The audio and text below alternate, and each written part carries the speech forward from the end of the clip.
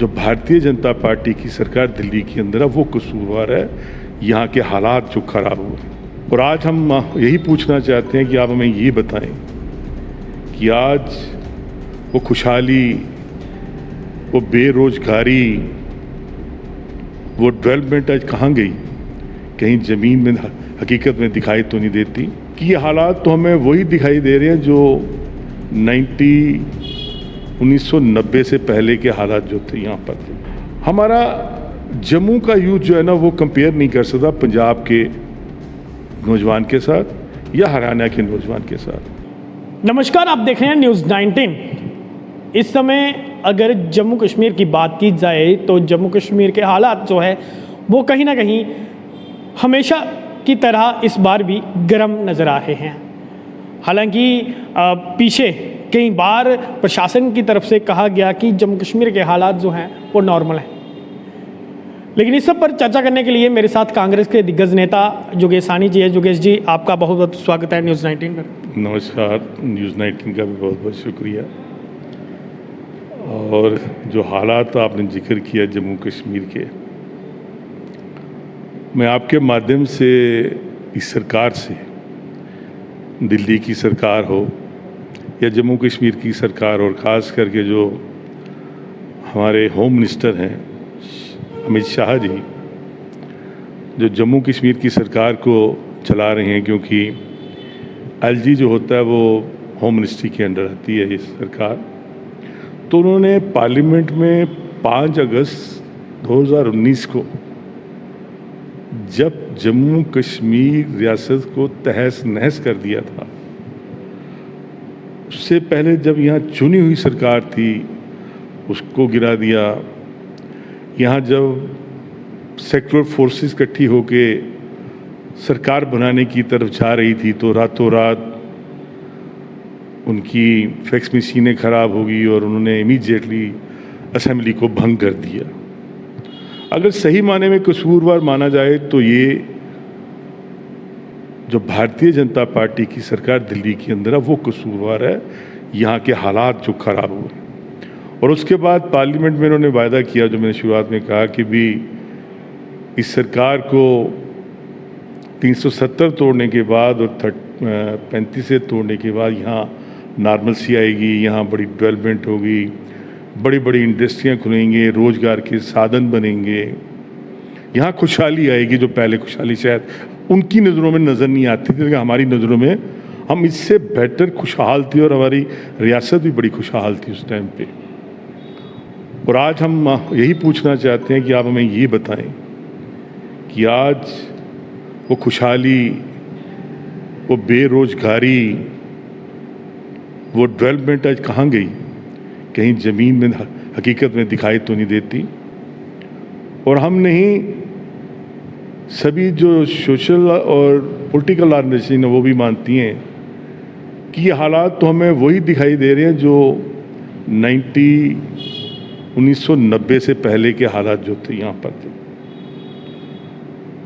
अब ये question mark तो सरकार के लिए जो सरकार चला रहे हैं और जो सरकार सत्ता में है कि भी ये क्यों हालात ऐसे बने कि यहाँ खुशहाली क्यों नहीं हुई। हालांकि आपको भी लगता है कि जिस तरह आंकड़े भी कहते हैं कि जब 370 हटने के बाद जो आंकड़ा आता है वो अब तक की सबसे ज़्यादा बेरोज़गारी है, जो बेरोज़गारी है बड़ी है, आप भी इसे मानते हैं कि किन कारणों से बड़ी है? और मैं कारण तो बेसिकली चाहे इनको बताने चाहिए, नहीं, अपोजिशन को क्या लगता है किन कारणों?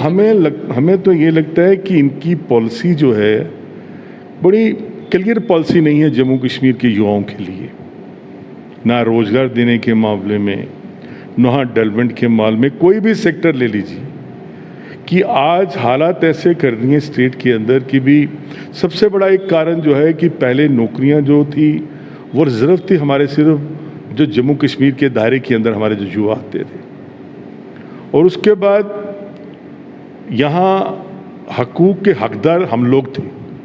महाराजा हरी सिंह जी ने या उससे पहले भी जो हमारे यहाँ के हुक्मरान रहे, उन्हें ऐसे नहीं 370 लगाई थी या कि भी ये कहा था कि हमारा फंडामेंटल राइट्स है कि यहाँ के निवासियों को ही उनके हकूक़ मिलने चाहिए यहाँ के रहने वालों को।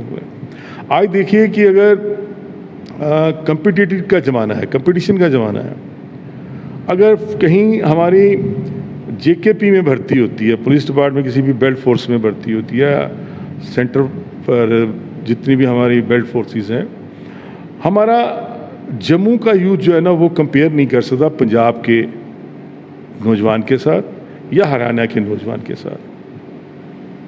वो आज वो भी उसमें अप्लाई कर रहे हैं, बाहर के लोग भी, और हमारे लोग पिछड़े जा रहे हैं जिनको इसकी जॉब नहीं मिलती।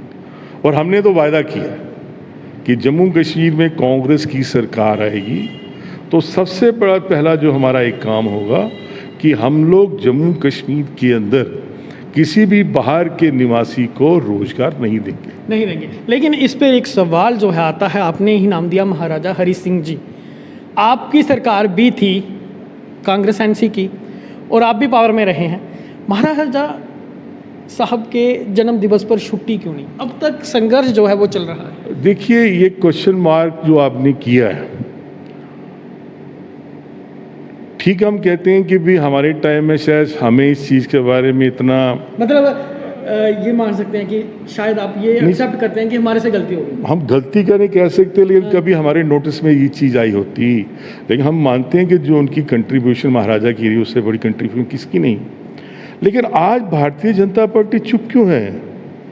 पिछले 8 वर्ष से ये सत्ता के अंदर हैं, दिल्ली के अंदर, और यहाँ भी इनका एलजी है।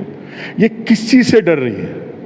क्या ये वही पॉलिसी अडाप्ट कर रहे हैं जो पहले लोग करते रहे कि नहीं यार कश्मीर तो खुश करो, और जो जिस महाराजा ने इस रियासत को क्या कुछ नहीं दिया यहाँ पर डेवलपमेंट लेके आए, कि ये पीछे हट रहे हैं।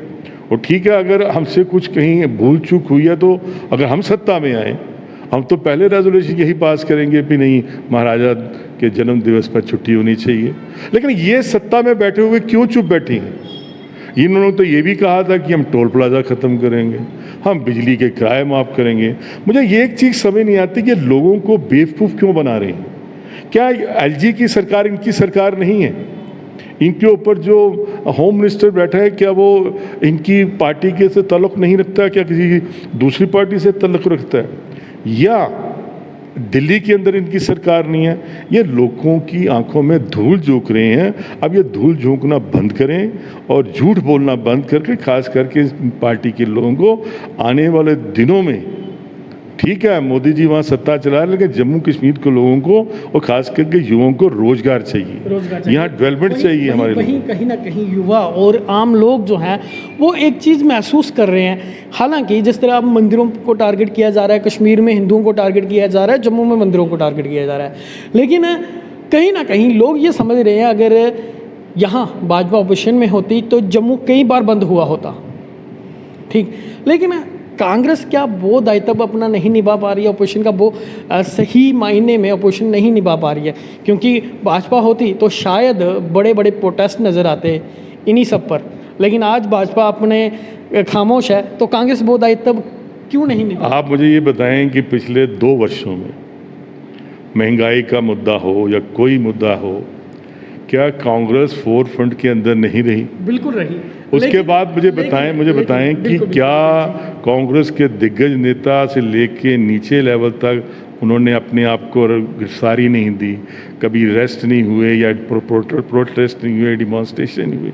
जितना मैं कहता हूं कि कांग्रेस ने एक अच्छा अपोजिशन का रोल अदा किया इस जम्मू कश्मीर में, और ख़ास करके युवा लोगों के लिए, और इस महंगाई के खिलाफ शायद ही किसी और पार्टी ने ऐसा रोल अदा किया हो जम्मू प्रोविंस किया। हमने कवर किया है, हम जानते हैं, लेकिन कहीं ना कहीं लोग जो कहते हैं, आम जनता का ये कहना है, कांग्रेस के और भाजपा के प्रदर्शन में काफ़ी फ़र्क जो है वो नज़र आता है। नहीं, वो चीज़ नहीं है। जितना अच्छा प्रदर्शन कांग्रेस ने किया, जिसमें बड़े से बड़े नेता लोग भी शामिल हुए, हर तबके के लोग शामिल हुए, उससे बढ़िया प्रदर्शन नहीं हो सकता। लेकिन मैं वही बताना चाहता हूँ कि भी भाजपा के लोग इनकी कथनी और करनी में बड़ा फ़र्क है।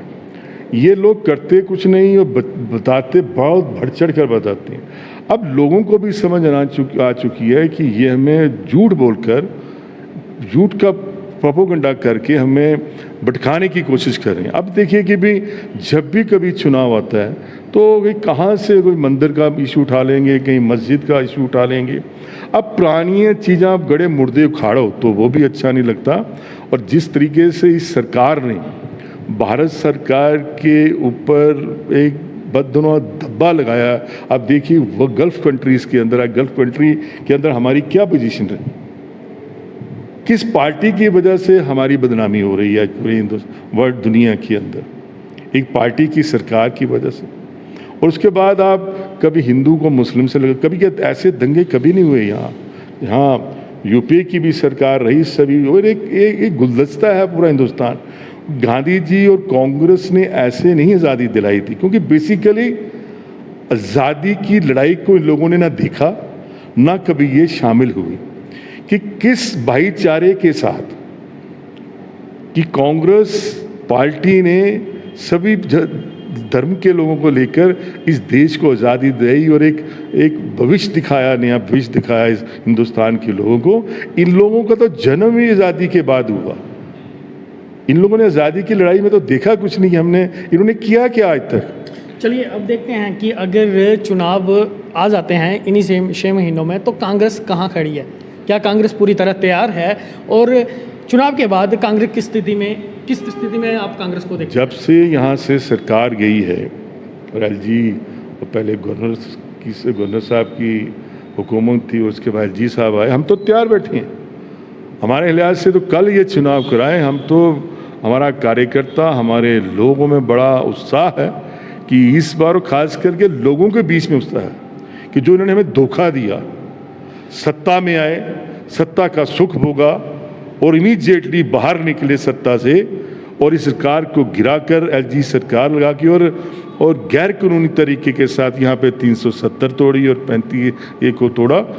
हम लोग तो चाहते हैं कि भी हम एक पार्टी की सरकार क्यों ना, और कांग्रेस पूरी तरह तैयार है और कांग्रेस मेजॉरिटी के साथ यहाँ पर आएगी और लोगों के ताउन से आएगी, लोगों के सहयोग से आएगी और लोगों की इच्छाओं पर खरा उतरेगी। और हम तो यही कहते हैं कि लोग हमारा ट्रैक रिकॉर्ड निकालें, जब 2002 में कांग्रेस को सत्ता में ये लोग लेके आए थे जम्मू के अंदर, कि क्या उस वक्त कांग्रेस ने जम्मू कश्मीर के लिए कुछ नहीं किया। पिछला ट्रैक रिकॉर्ड देखें और आने वाले वक्त में भी देखें कि कांग्रेस एक झूठे वादे करके नहीं आएगी, एक सुनहरा जम्मू कश्मीर बनाएगी और युवाओं के भविष्य के लिए सोचते हुए कांग्रेस सत्ता में आएगी और उनके लिए कुछ लेकर आएगी।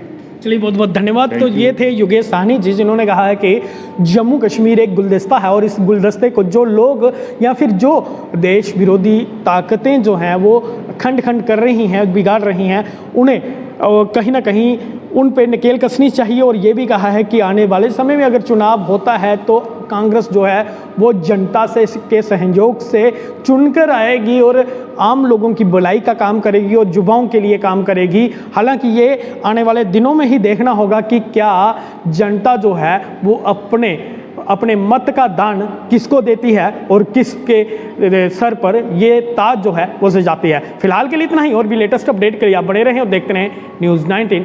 मुझे दीजिए इजाज़त, यानी कि विकास शर्मा, और पारस जी को दीजिए इजाज़त। नमस्कार, जय हिंद, जय भारत, जय जम्मू कश्मीर। Thank you.